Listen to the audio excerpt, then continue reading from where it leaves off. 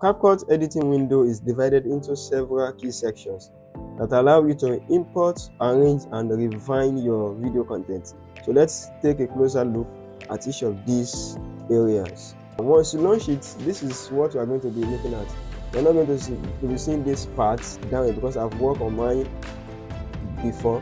But we are going to be having login position here. We are going to be seeing all these parts, and then this and this. Why this place will be empty.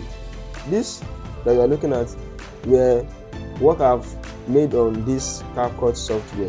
Why under trash, if I click on trash, you see anything I delete, it will come to this position. So if you want to remove it finally on your system, on your CapCut window, once you tap on trash, come to this position, then you can either delete everything by once or tap on the one you want to delete and press delete to make it free on your system. So this is first thing you need to know about your work and to delete them finally on your system.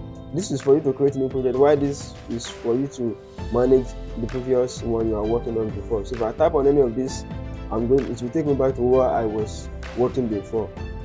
This is for you to know the difference between this new project and the previous project you've worked on.